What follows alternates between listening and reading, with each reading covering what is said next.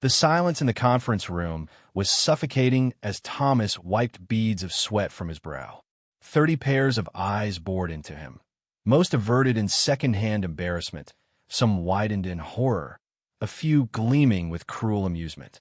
The company's quarterly staff meeting had derailed spectacularly when CEO Richard Bateman had suddenly called him to the front of the room. "Look at him," Bateman sneered, circling Thomas like a predator. His expensive Italian loafers clicked against the hardwood floor, each step a counterpoint to Thomas's thundering heartbeat. "Look at those pathetic shoes." He pointed to the worn work boots Thomas had carefully polished that morning. "This is what laziness looks like, people." Thomas clutched his janitor's keyring so tightly the metal bit into his palm. His weathered hands, hands that had once built empires, trembled visibly, not from fear, but from medication he'd skipped for 3 days to help pay for little Mia's antibiotics in apartment 4B. Her mother, a single parent working 2 jobs, couldn't afford them on her healthcare plan, the same plan Bateman had gutted 6 months ago. "Sir, about my overtime request," Thomas began, his voice low but steady. "The medical expenses?" "Medical expenses?" Bateman's laugh was sharp as a blade. "Not my problem." He snatched the paper from Thomas's breast pocket, waving it like a trophy. "You think you deserve more of our money?" With theatrical disdain, he tore the request into confetti, letting the pieces flutter to the carpet Thomas had vacuumed at 5 a.m. that morning. "People like you are disposable. There are 100 desperate immigrants who'll do your job for less tomorrow." From the corner of his eye, Thomas caught Emily Parker from accounting half rising from her seat, her face flushed with indignation before her colleague tugged her back down. Several employees stared at their laps, shoulders hunched as if trying to disappear. One woman quietly wiped away tears. In contrast, Bateman's inner circle smirked openly, with his assistant Jason actually raising his phone to record the humiliation. As Thomas shifted uncomfortably, a small wallet photo slipped from his pocket onto the floor. A beautiful woman with kind eyes and a radiant smile. Bateman snatched it up before Thomas could retrieve it. "What's this?" he mocked, holding the photo up for everyone to see. "Keeping pictures of women way out of your league? Pathetic dreamers like you should know their place." Thomas's face drained of color. "Please, that's my wife. She's clearly delusional as well." Bateman cut him off, flicking the photo toward the trash can. "No woman who looks like this would marry a man who cleans toilets." The photo of Sophia, Thomas's last remaining image of his deceased wife, landed in the garbage beneath crumpled papers and coffee grounds. Something broke inside Thomas at that moment, a pain so visceral that his hand went instinctively to his chest. The scent of expensive cologne mixed with coffee and fear in the room as Bateman pressed a button on the conference phone. "Security to the main conference room. We have trash that needs removing." Thomas took a shuddering breath, the pain in his chest intensifying. Dark spots danced at the edges of his vision. "Oh, please," Bateman scoffed, noticing Thomas's distress. "Don't try that sympathy act here." The security guard appeared in the doorway just as a commotion erupted in the hallway beyond. Raised voices, hurried footsteps. But Thomas barely registered it as Bateman grabbed his arm, fingers digging into the worn fabric of his uniform, and physically ripped the employee badge from his chest. "This company has no place for useless people," Bateman announced, dropping the badge into the same trash can that held Sophia's photo. As the guards moved to escort him out, Thomas's knees buckled. He fell hard onto the polished floor, the impact jarring through his thin frame. Several employees gasped. One young woman from marketing stood instinctively to help him. "Leave him," Bateman ordered sharply. "That's where he belongs." The young woman froze, then slowly sat back down, shame coloring her features. Through the haze of pain and humiliation, Thomas managed to push himself up to his knees. With trembling fingers, he reached into the trash can, retrieving not his badge, but Sophia's photo, clutching it like a lifeline. "Get this trash out of my sight," Bateman commanded the guards.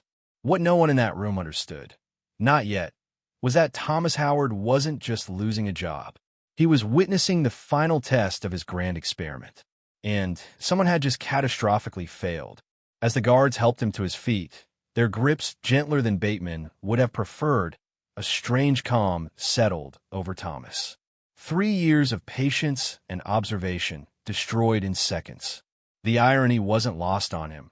He'd built this company on the principle that every employee deserved dignity, from janitor to executive. Now he was witnessing firsthand how completely that vision had been corrupted. Hello, friends. Where are you watching from today? Drop your location in the comments below and subscribe to see how this CEO's brutal humiliation becomes the biggest mistake of his career. Thomas stood in the parking lot, the security guard apologies still ringing in his ears. "We're just doing our job, sir," one had mumbled, unable to meet his eyes.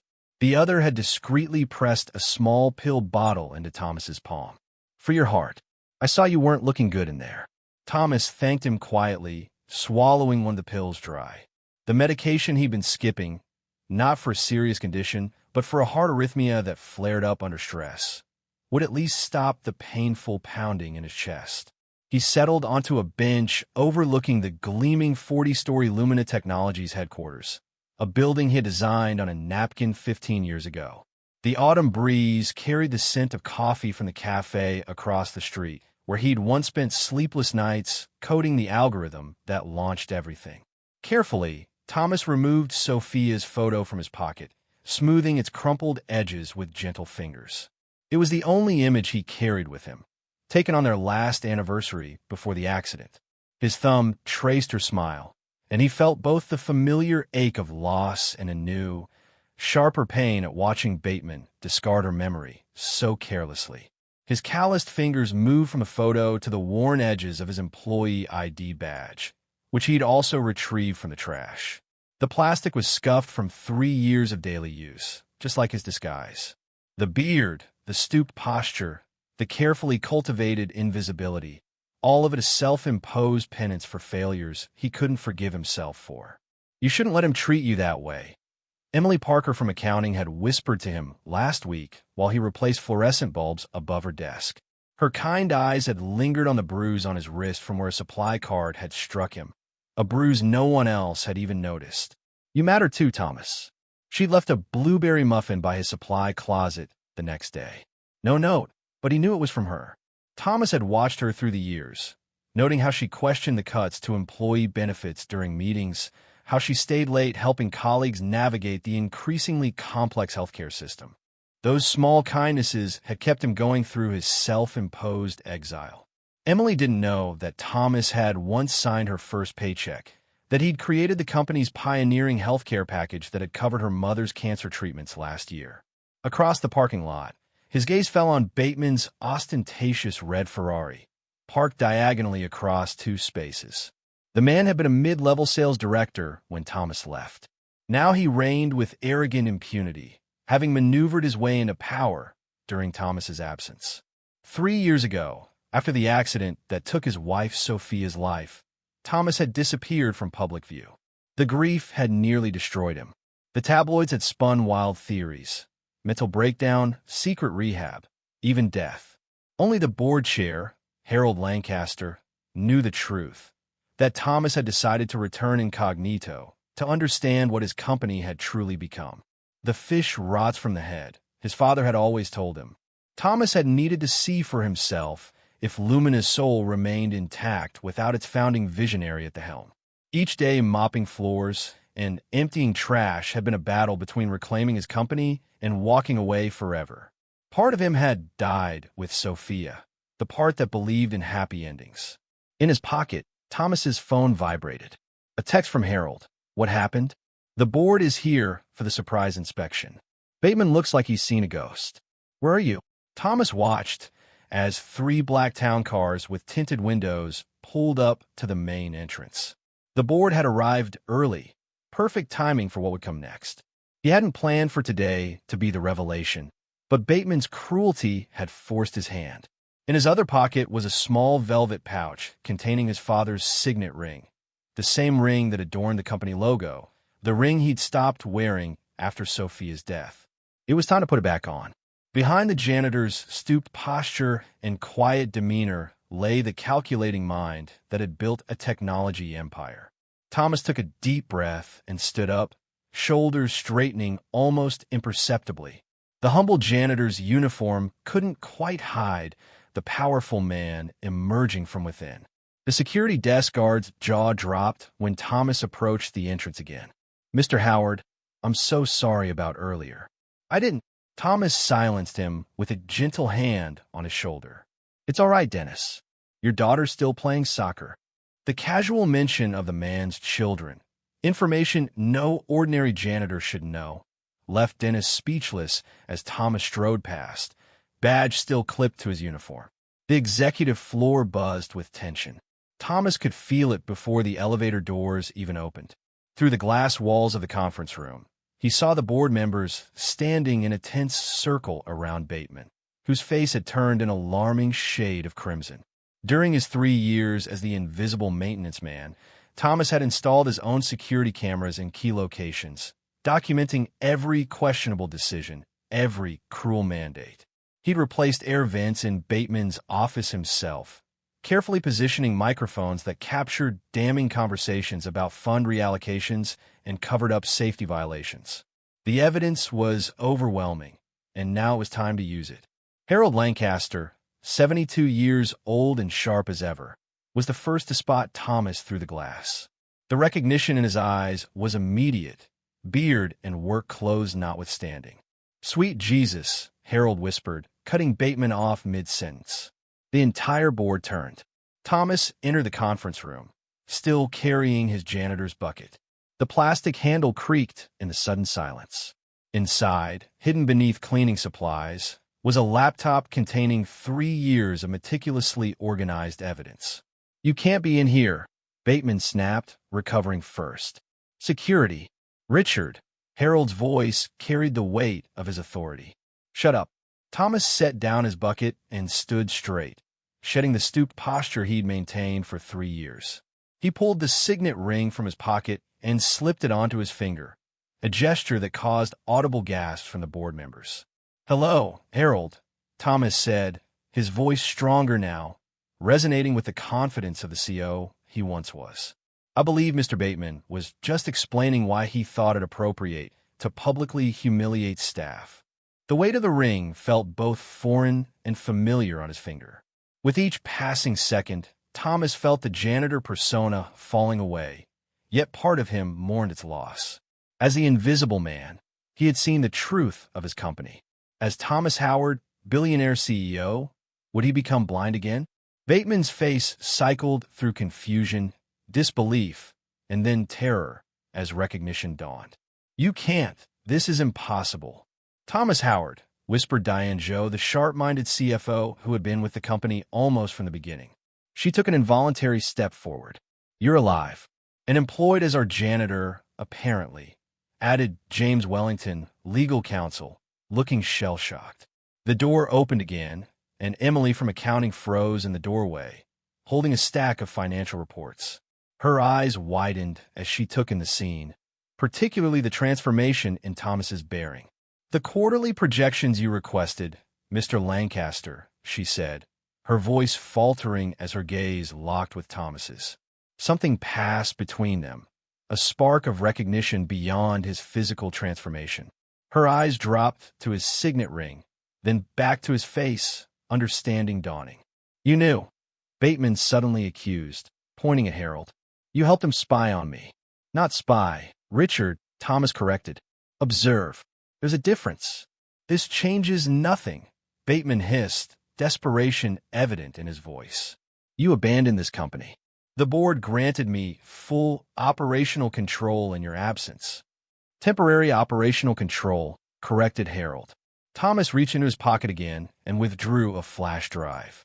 "And in that time, you've been systematically dismantling everything this company was built on." He placed it on the conference table, including embezzling from our employee health fund to finance your Ferrari collection. The color drained from Bateman's face. Thomas had discovered the scheme 6 months ago while fixing a leak in the executive bathroom. He'd overheard Bateman discussing the diverted funds with his CFO and spent weeks afterward quietly accessing financial records during night shifts. Emily dropped her folders, papers scattering across the floor. "The missing healthcare funds," she whispered. "That's why Mrs. Jimenez from production couldn't get her treatment approved." Her eyes met Thomas's again, this time with dawning respect. Before anyone could respond, the conference room door burst open again. A woman in an FBI windbreaker entered, flanked by 2 agents. "Richard Bateman?" she asked.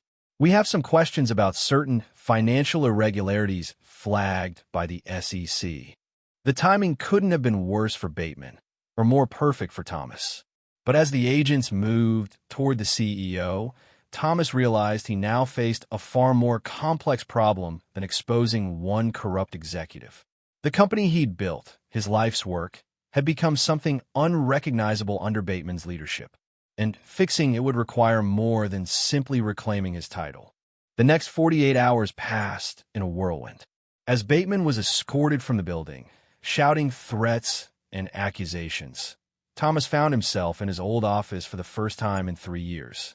The space had been redecorated in Bateman's garish style. Chrome, black leather, and ostentatious art pieces that made Thomas wince. Only one item remained from his time: a small bronze statue of a man with arms outstretched toward the sky. Sophia had given it to him the day they launched the company. "Your vision will lift people up," she'd said. Thomas ran his fingers over the cool metal, wondering if that vision still existed. A soft knock interrupted his thoughts. Emily stood in the doorway, hesitant. "The board asked me to bring these," she said, setting a stack of folders on the desk. 3 years of quarterly reports. "They thought you might want to review them." Thomas studied her face. In the light of his true identity, would she still see him as the man worth defending, worth leaving muffins for? "Thank you, Emily," he said, gesturing to the chair across from him. "But I'd rather hear your assessment. You've been watching the numbers closely, haven't you?" She blinked in surprise. I notice more than people think." He smiled slightly. "Especially when someone keeps asking questions about healthcare fund discrepancies in board meetings." Emily's cheeks flushed. "I didn't realize you were lurking in the supply closet during presentations." Thomas finished. "Best view in the house." A tentative smile crossed her face, but quickly faded. "It's worse than just the healthcare fund, Mr. Howard.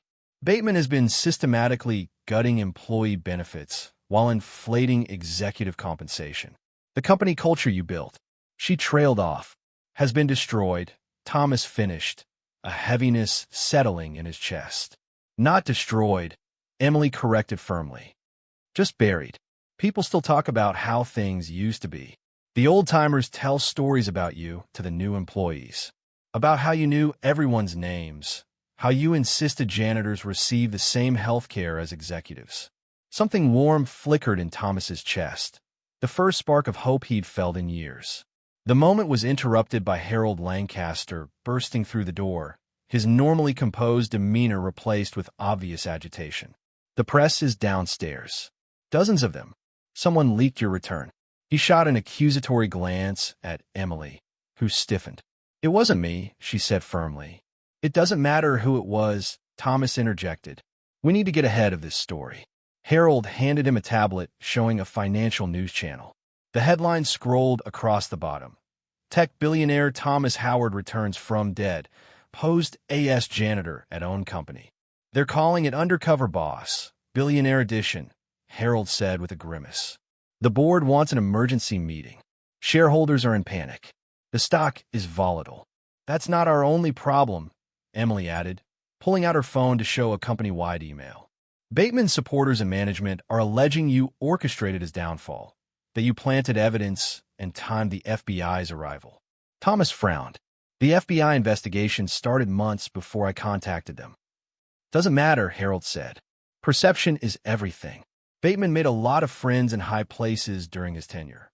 Friends who benefited from his flexible ethics. The intercom buzzed.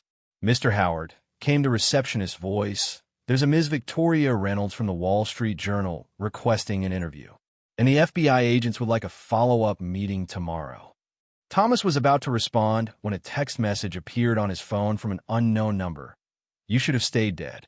Not too late to arrange that." He deleted it without showing the others. 3 years as a janitor had taught him which threats deserved attention and which were merely posturing. But a seed of unease took root. "Set up a press conference for tomorrow," he told Harold. "Full transparency about what we've discovered. And schedule an all-staff meeting before that." "Is that wise?" Harold asked. "We don't know how deep Bateman's influence runs." Thomas stood and walked to the window, looking down at the crowd of reporters gathering below. "When I went into hiding, I told myself it was to understand what happened to my company. But that was only half the truth." He turned to face them. "I was also hiding from my failure to protect what mattered." Emily watched him intently, and Thomas found himself wanting to explain himself to her more than to Harold. "I won't hide anymore," he continued, "but I need to know who I can trust." Later that evening, after most employees had gone home, Thomas wandered the empty hallways. As janitor, he'd known every corner of this building intimately. Now, as CEO again, he felt strangely disconnected from it. In the break room on the 14th floor, he found a surprise, a small gathering of maintenance staff, his former colleagues, sharing pizza. They froze when he entered. "Mr. Howard," said Raphael, the head of maintenance, "we didn't expect to see you here." Thomas hesitated, suddenly unsure of his place. These were the people who'd accepted him without question, who'd shared their lunches and lives with him for 3 years. Now an invisible barrier had risen between them. "I just wanted to say thank you," Thomas said, "for everything." Raphael exchanged glances with the others. "We're having a hard time believing you were really one of us, that a billionaire would actually—" He trailed off, the implication clear, that a billionaire would lower himself to their level. "I wasn't pretending to be your friend," Thomas said quietly. That part was real. A moment of silence followed, broken when Donna, a night cleaner, pushed a paper plate toward him. "Prove it. Have some pizza with us. Tell us what you're going to do to fix things." Thomas took the plate and sat down, feeling the weight of their expectations. As he began to outline his plans, his phone buzzed again. Another text from the unknown number. Check the company server. "File TC 2373B. See what your precious Emily has been hiding." He kept his expression neutral, but his mind raced. Was this a trap, or something more sinister? And why involve Emily? Across the building, in an empty office, someone logged into the system using Bateman's still active credentials. Methodically, they began to alter records, creating a trail that led directly to Thomas Howard. Evidence of collusion, of fraud, of criminal conspiracy that stretched back years. The trap was being set, and Thomas was walking right into it. Thomas couldn't sleep. At 3 in the morning, he found himself in his old office, accessing the company server. The message about Emily haunted him. He had no reason to trust the anonymous texter, but he couldn't ignore the possibility. File TC 2373B was buried deep in the system. When he finally located it, his blood ran cold. It was a personnel file, his wife Sophia's, with a confidential addendum he'd never seen before. The document detailed an internal investigation into the car accident that had taken her life. "This doesn't make sense," he whispered to the empty room. Sophia's accident had nothing to do with the company. But as he read further, connections emerged. Sophia had been Lumina's chief innovation officer. The report indicated she'd been on her way to meet a whistleblower the night she died, someone with information about financial irregularities in the company's experimental tech division, a division Bateman had been overseeing. Thomas's hands trembled as he scrolled through the report. Witness statements that hadn't been in the police file, mechanical analyses of the car, and a chilling conclusion, evidence of brake tampering. The accident that had shattered his world hadn't been an accident at all. At the bottom of the report was a signature. Emily Parker, internal audit. The office door opened. Thomas looked up, startled, to find Emily standing there, silhouetted against the hallway light. "I thought I might find you here," she said quietly. "You got the text about the file, didn't you?" Thomas's mind raced. Had she been part of the conspiracy? Was this whole thing an elaborate trap? "You knew," he said, his voice hollow. "You knew about Sophia." Emily stepped into the room, closing the door behind her. I've been trying to find proof for 3 years. After your disappearance, I was assigned to audit some of the projects Sophia had been overseeing. I found discrepancies. Why didn't you go to the police? With what? Suspicions. Emily moved closer, her face illuminated by the computer screen's glow. Bateman had taken over by then, and the board was backing him completely. When I pushed, I was told to drop it or lose my job. Thomas studied her face, looking for deception. So you stayed quiet. I stayed vigilant, she corrected. I documented everything. Every suspicious decision, every policy change that undermined what you and Sophia built. Her voice broke slightly. I didn't know you were here. Watching, too. A heavy silence fell between them. Why would someone send me this file now? Thomas finally asked. Emily took a deep breath. Because tomorrow's board meeting isn't just about reinstating you. It's about the Prometheus project. The name hit Thomas like a physical blow. Prometheus had been Sophia's passion project, groundbreaking AI technology that could revolutionize healthcare diagnostics. After her death, Thomas had lost interest in it, allowing others to take over its development. Bateman repurposed it, Emily explained. The technology that could have made medical care accessible to everyone. He's been weaponizing it. Military applications, surveillance systems, predictive policing with built-in biases. She pulled out a flash drive from her pocket. This contains the original code, Sophia's version. I've been protecting it. Thomas stared at the small device. How did you get this? Sophia gave it to me, Emily said quietly. The night she died. She asked me to get it to you if anything happened to her. The revelation struck Thomas like lightning. You knew my wife? Emily nodded, tears forming in her eyes. I was the whistleblower she was coming to meet. Thomas stood so abruptly his chair crashed against the wall. You're the reason she was on that road? I'm the reason she discovered what Bateman was doing, Emily countered, her voice steady despite her tears. And yes, I've carried the guilt for 3 years. But Sophia believed in protecting people, all people. She wouldn't want her technology used to harm them. Thomas turned away, struggling to process this revelation. The grief he'd carried for 3 years transformed into something new, a white-hot rage directed at Bateman, at the system that had protected him, at the betrayal of everything he and Sophia had built together. But Emily wasn't finished. There's more. The board meeting tomorrow morning. 3 members have been secretly meeting with Bateman's attorneys. They're planning to argue that your mental health makes you unfit to resume control. On what grounds? On the grounds that sane billionaires don't become janitors, she said with a sad smile. They've hired psychiatrists who will testify that your behavior demonstrates profound instability. Thomas laughed bitterly. They're not entirely wrong. No, Emily said firmly. What you did took incredible courage and integrity. You wanted to see the truth for yourself instead of trusting others to tell you. That's the opposite of instability.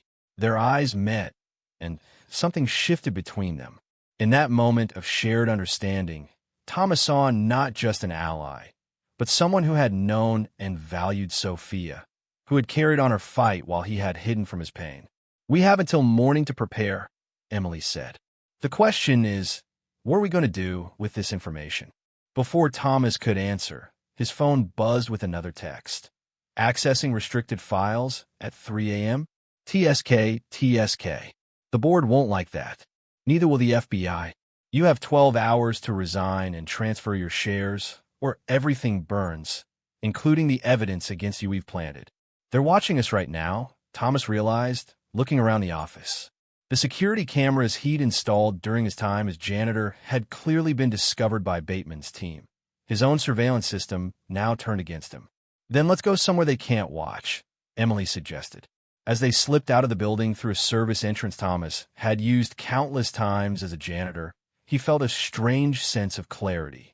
For 3 years, he had been observing, gathering information, understanding the corruption that had infected his company. Now it was time to act. And the stakes weren't just his company anymore.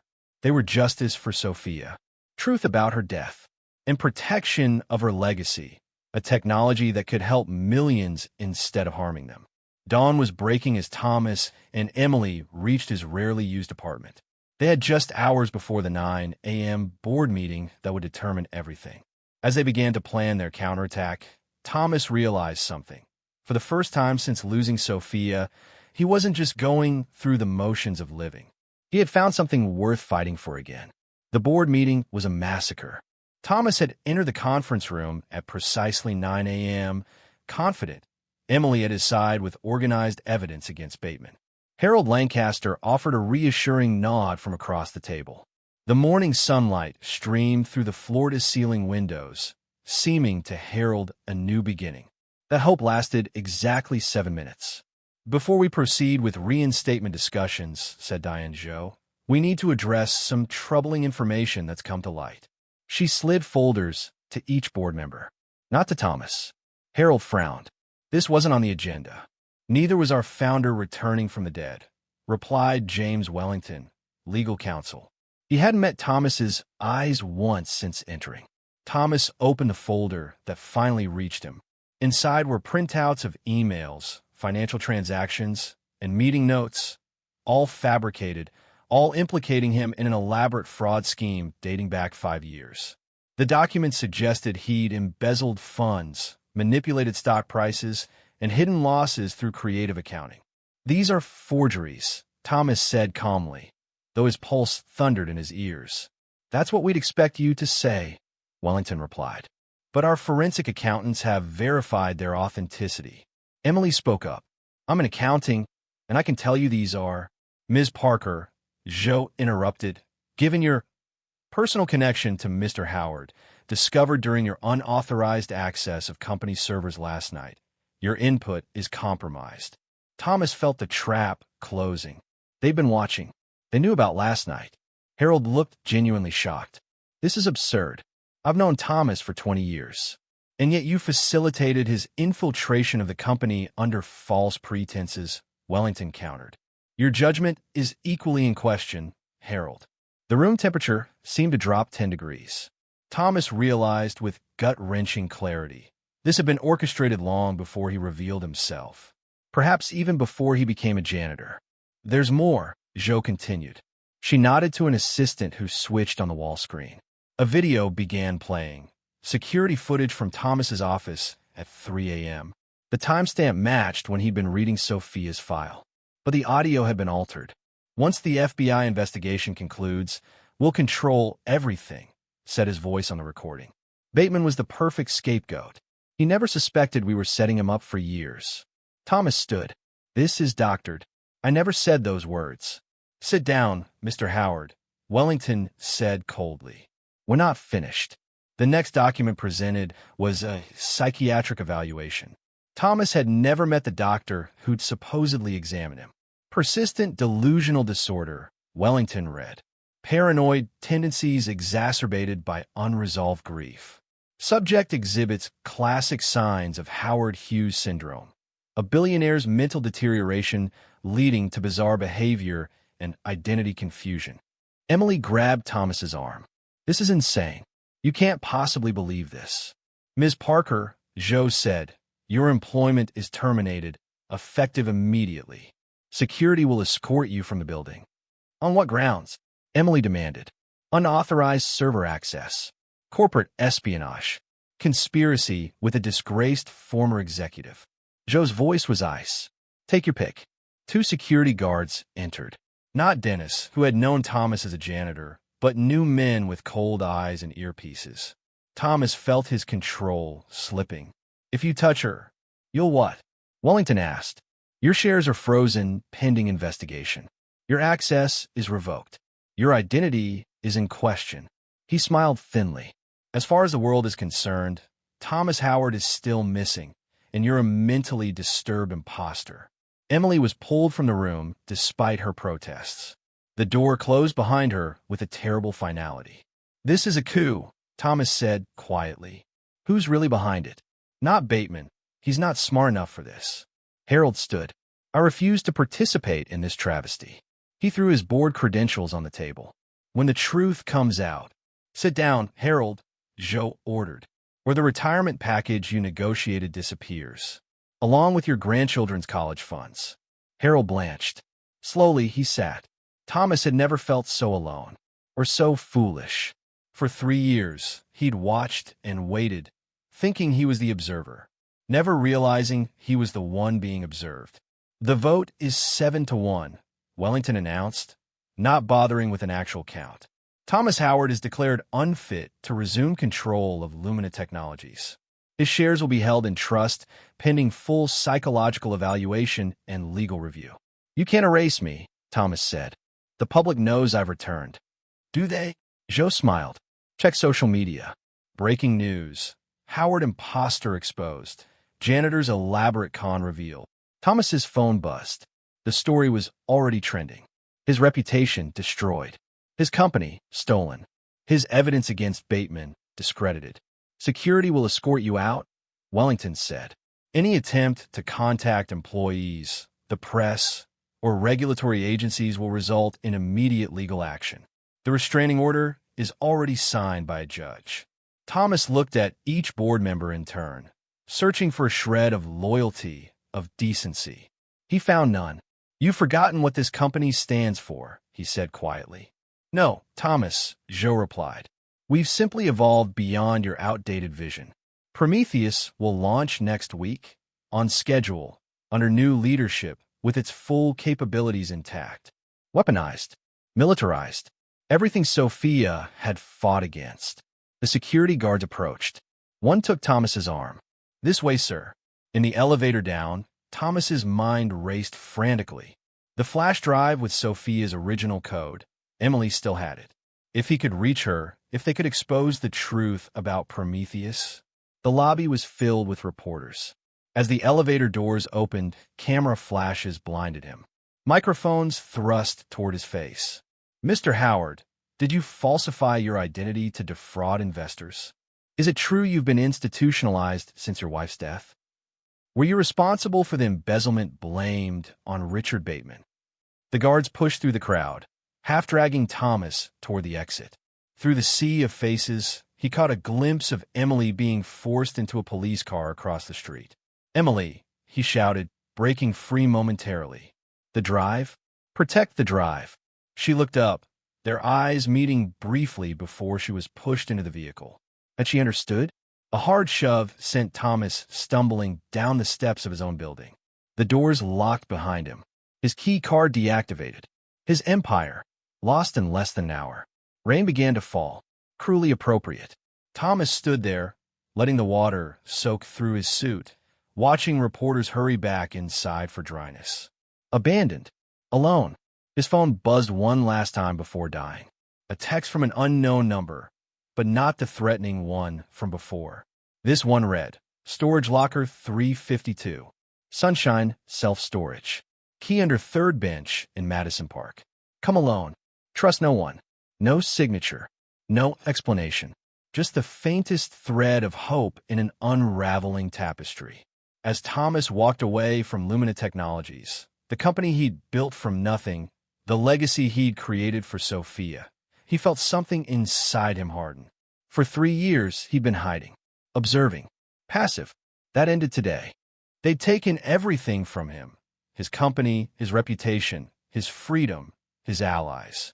But they'd forgotten the most important thing. They'd trained him to be invisible.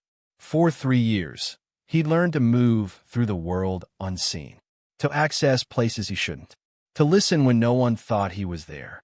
They'd taught the billionaire to think like a janitor, and that would be their downfall. Madison Park was nearly deserted in the downpour. Thomas sat on the third bench, rain soaking through his expensive suit, the same suit that had felt like a costume after years in janitor's overalls. His fingers found the key taped beneath the wooden slats, small and ordinary. Like the storage locker it opened, this key wouldn't attract attention. His chest tightened briefly as stress triggered his arrhythmia again. Thomas reached for the pill bottle the security guard had given him, grateful for small mercies.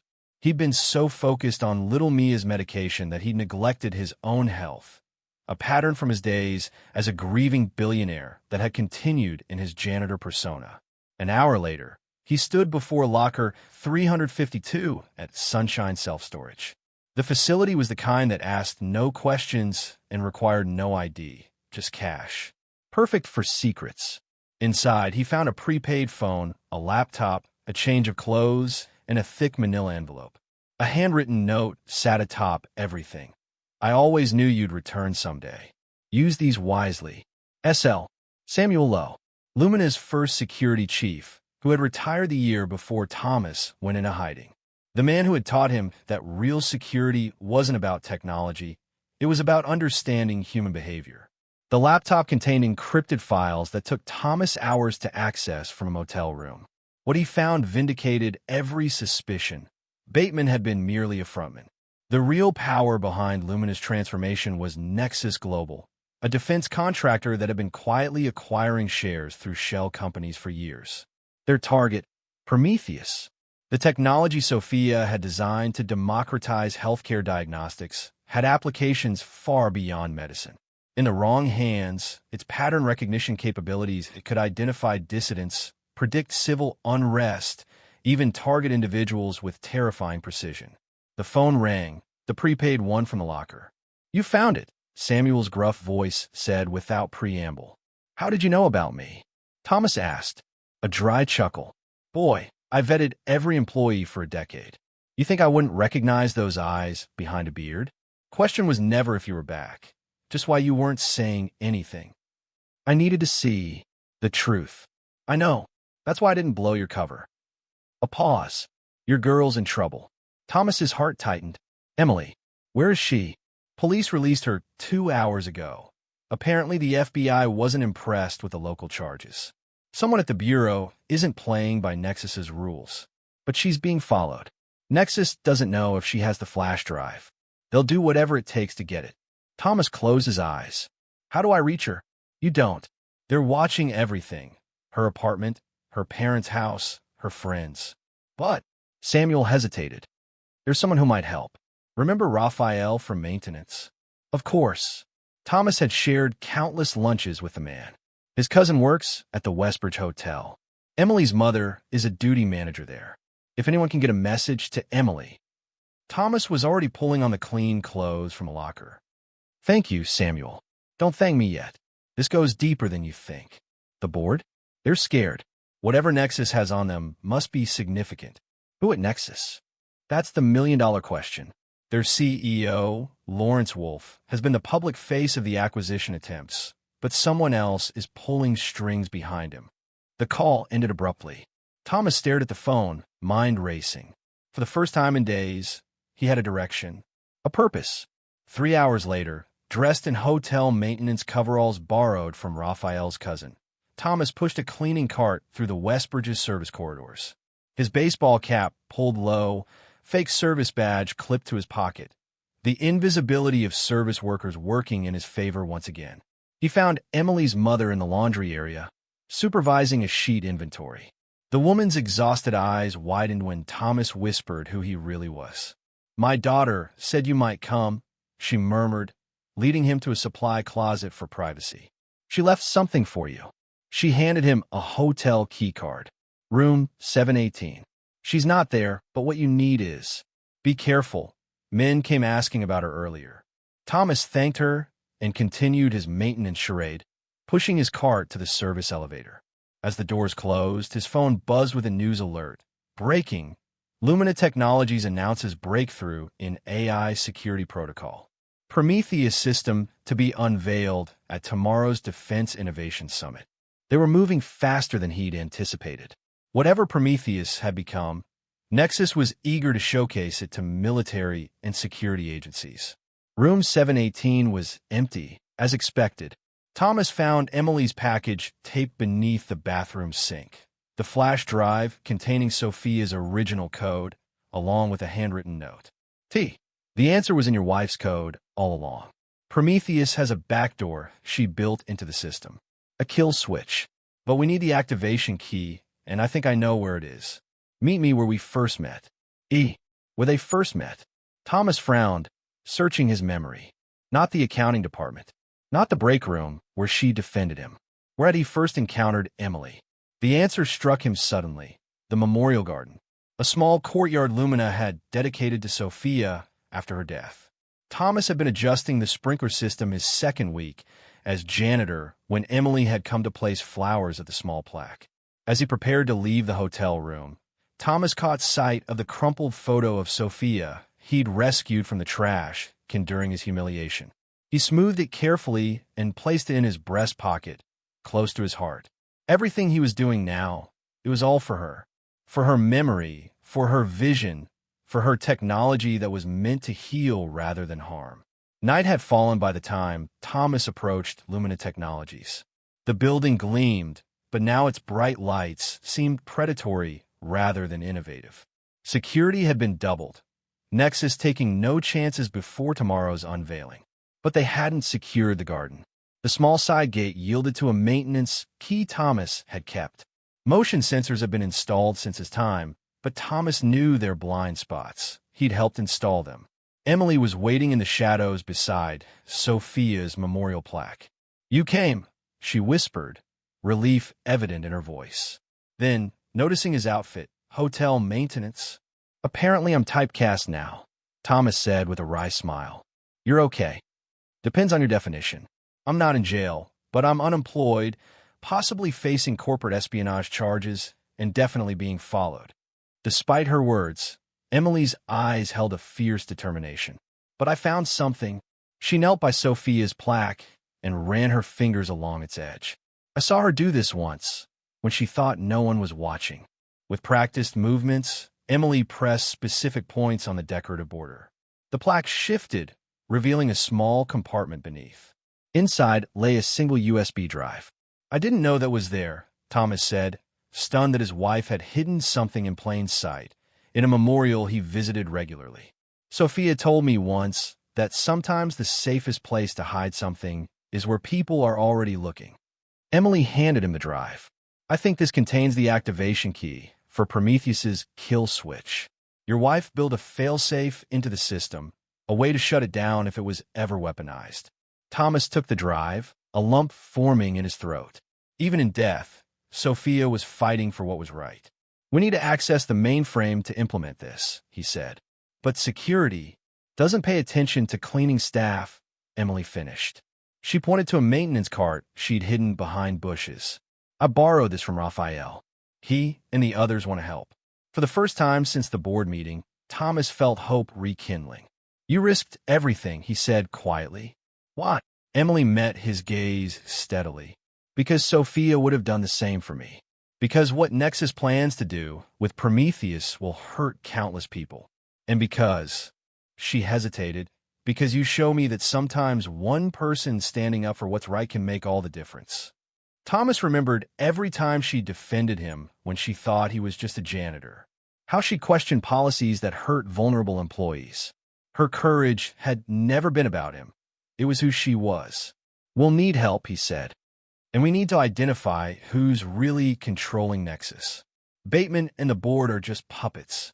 Emily smiled, a determined, almost fierce expression. "That's where Raphael and the maintenance team come in. While you were in hiding, they were watching too. Cleaning executive offices, emptying trash cans filled with sensitive documents, overhearing conversations no one thought they were listening to. The invisible workforce," Thomas murmured. "Who have been collecting evidence for months," Emily added, "waiting for someone who could use it." Thomas's phone buzzed, the prepaid one from Samuel. A text message with an image attached, a surveillance photo of a man entering Nexus headquarters. The message read, "Found your puppet master. Victor Harlow, former CIA technology director, now special advisor to Nexus. Off official payroll. Connected to same Black Ops division that tried to recruit Sophia before she met you." Thomas stared at the image, pieces clicking into place. Harlow had approached Sophia years ago, seeking to weaponize her early AI work. She had refused. Thomas had thought that was the end of it. Clearly, it had only been the beginning. "Tomorrow at the summit," he said to Emily, "Harlow will present Prometheus as a security breakthrough. But it's really a surveillance system beyond anything the public can imagine. And we're going to stop it," Emily said. It wasn't a question. Thomas looked around the garden Sophia had loved, at her plaque hiding her final defense against those who would corrupt her work. Then at Emily, who had risked everything to protect that legacy. "Yes," he said, "we are." As they slipped back through the garden gate, Thomas felt the weight of the past 3 years lifting. He had hidden from the world, buried in grief and self-doubt. But Sophia had never stopped fighting. Through her code, through her fail-safes, through people like Emily who carried on her values. It was time for Thomas Howard to stop being invisible. Tomorrow, he would step into the light. The Defense Innovation Summit transformed the Grand Hyatt's ballroom into a showcase of military technology. Uniformed officers mingled with suited executives, government officials wore color-coded badges, and security personnel scanned the room with practiced vigilance. At the center stood a dramatic black stage with the Prometheus logo projected overhead, a stylized figure holding fire. Behind the scenes, in the service corridors, Thomas adjusted his catering uniform. 3 years as a janitor had taught him to move confidently in service spaces, invisible to the privileged eyes of those being served. "Comms check," came Raphael's voice through Thomas's earpiece. The maintenance supervisor had coordinated a team of luminous service workers, people who believed in the company's original mission and had watched in dismay as Bateman and the board corrupted it. "Clear," Thomas responded quietly. "Security's heavy," Emily reported from her position. She'd secured a role as part of the catering staff, currently arranging champagne flutes at a refreshment station with a clear view of the stage. "I count 12 private contractors, not hotel security. Earpieces and sidearms." "Nexus isn't taking chances," Raphael confirmed. "But they're watching for threats coming in, not threats already inside." Thomas moved efficiently through the preparation area, a tray of hors d'oeuvres providing his cover. The real target was the small, unmarked door beside the stage, the access point to the technical operations room, where Prometheus would be controlled during the demonstration. "VIPs arriving," Emily murmured. "Board members entering now." Through the service entrance, Thomas caught glimpses of Diane Joe, James Wellington, and the others who had orchestrated his downfall. They looked triumphant, greeting defense contractors and military officials with confident smiles. "Harlow just arrived," came Samuel's voice. The former security chief was stationed in the hotel lobby. Black suit, silver hair, moving with 2 bodyguards. "And Thomas, he's carrying a gun." Thomas's pulse quickened. If Harlow was armed at his own presentation, he was expecting trouble. The question was, what kind? "Beginning phase 1, Thomas confirmed, abandoning his tray at a service station and moving purposefully toward the technical operations room. The summit's formal program began with Wellington introducing Lumina Technologies' revolutionary breakthrough. Polite applause rippled through the crowd as a promotional video played, showing Prometheus identifying security threats in crowded settings.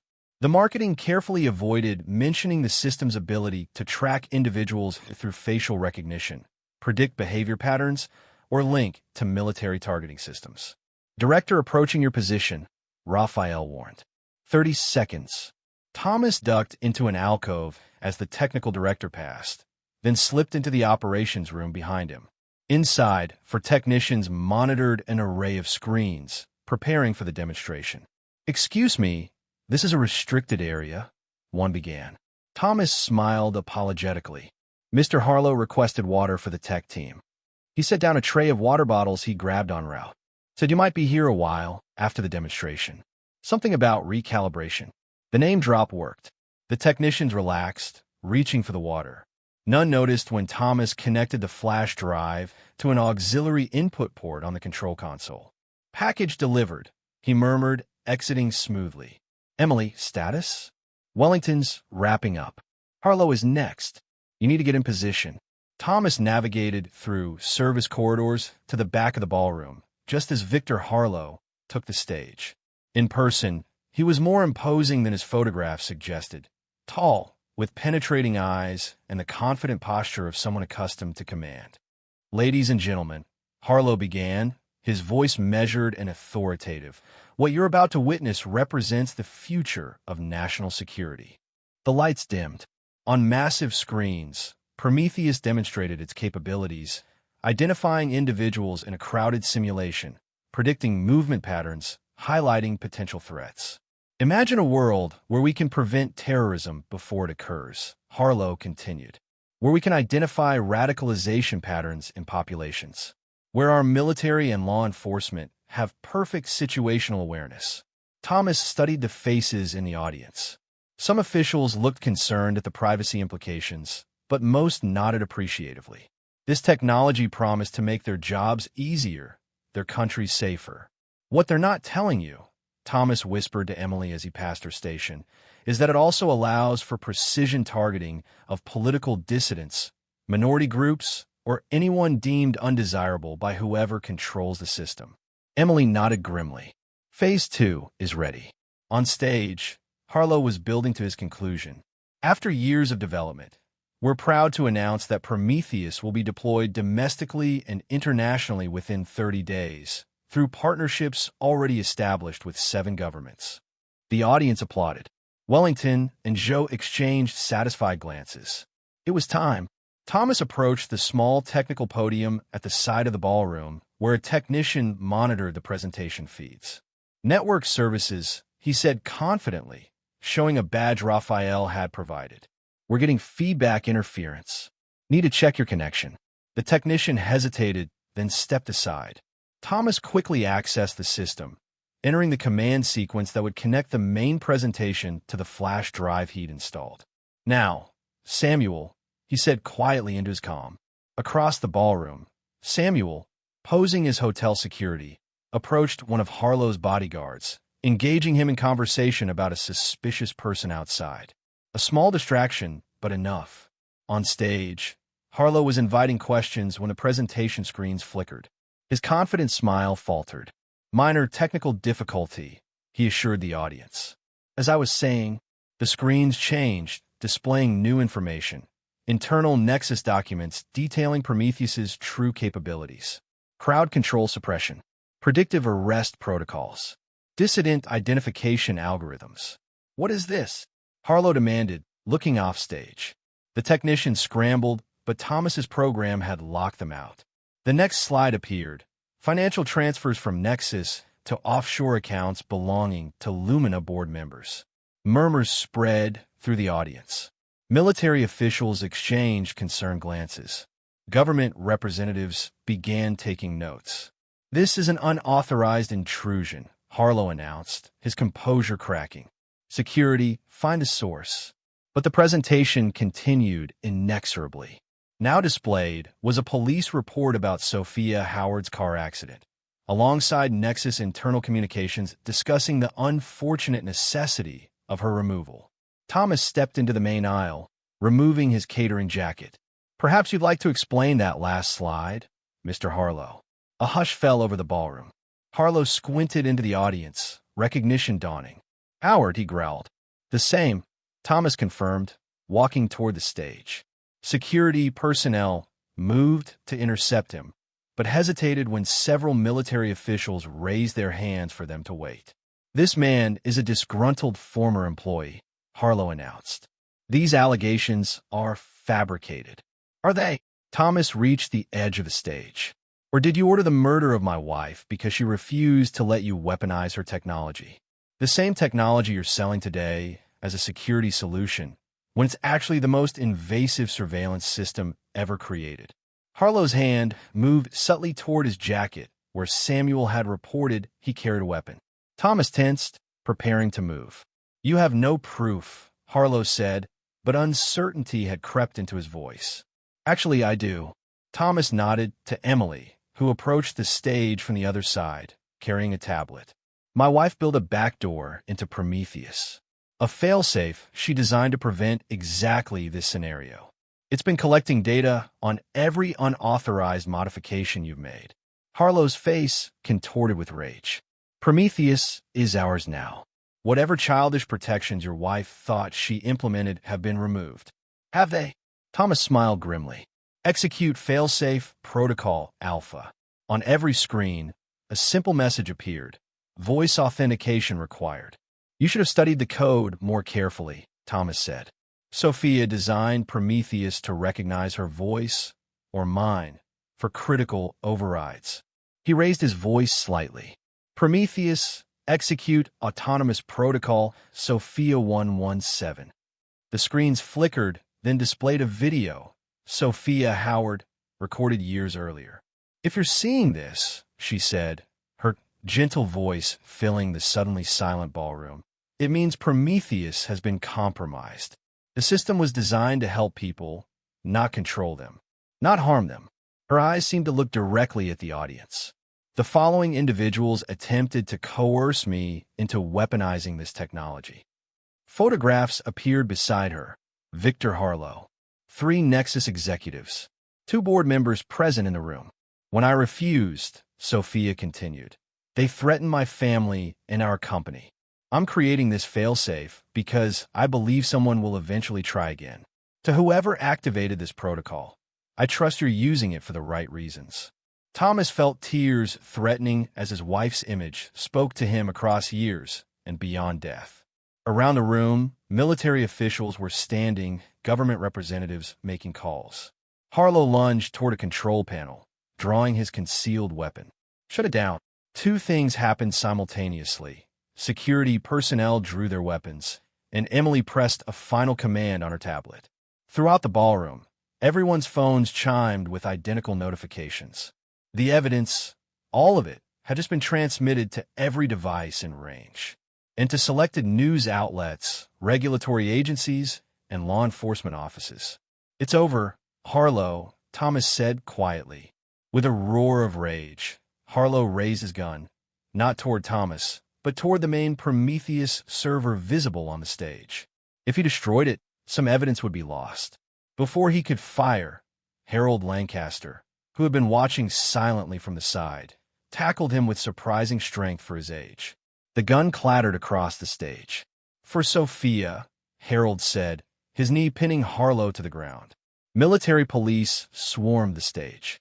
Board members attempted to leave, but found hotel security blocking the exits. Across the room, attendees stared at their phones, absorbing the evidence of corruption, murder, and the planned deployment of invasive surveillance against civilian populations. Thomas turned to find Emily beside him. We did it, she said softly. Sophia's legacy is safe, and her killer will face justice, Thomas added, watching as Harlow was handcuffed and led away, still protesting that everything he'd done had been for national security. Near the exit, Thomas spotted Bateman being detained as well. Their eyes met briefly. The former CEO's face showed not anger but defeat, the look of a man who'd realized too late he'd been a pawn in a larger game. As the chaos settled, Thomas found himself surrounded by former Lumina employees, the maintenance staff, security personnel, and others who had helped execute the plan. Raphael clapped him on the shoulder wordlessly.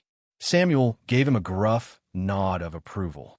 Mr. Howard called a voice. A general was approaching from the stage area. I think we need to talk about Prometheus. Its original purpose, I mean. Thomas looked at Emily, who nodded encouragingly. Yes, he agreed. We do, because my wife designed it to help people. And that's exactly what it's going to do. For the first time in 3 years, Thomas felt the weight lifting from his shoulders. Sophia's murderer would face justice. Her work would fulfill its intended purpose. And Lumina Technologies could become again what they had dreamed it would be, a force for good in the world. As reporters began to flood into the ballroom, Thomas realized that the janitor had truly disappeared. In his place stood the man he was always meant to be, not just a billionaire CEO, but someone who understood the value of every person in his company, from the boardroom to the maintenance closet. And beside him stood Emily, whose courage and integrity had made it all possible. The world was about to change again. And this time, Thomas Howard would be visible for all to see. 6 months later, Thomas stood at the windows of his office, watching employees cross the courtyard below. The Lumina Technologies campus had transformed, not just physically with the removal of Bateman's ostentatious redesigns, but in spirit. The company's rebirth was palpable. He adjusted his tie, still not entirely comfortable in formal clothes after years in maintenance uniforms. Some habits died hard.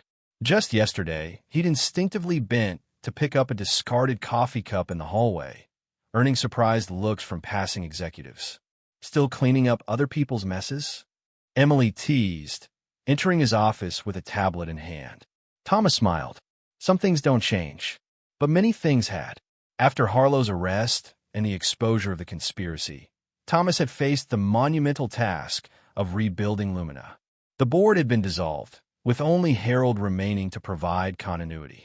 The company's stock had initially plummeted, then steadily climbed as Thomas implemented his new vision, one informed by 3 years of observing from the ground level. The healthcare division launch is trending worldwide, Emily reported. Sophia's original Prometheus code is already helping diagnose rare conditions in underserved communities. Thomas nodded, pride mixing with bittersweet memory. The technology had been renamed Sophia, in honor of its creator. Its first deployment had been to rural medical clinics, where it was already saving lives. "And the janitors?" he asked. Emily smiled. "The new employee ownership program goes into effect today. Raphael says the maintenance team is still in shock that they'll have voting shares."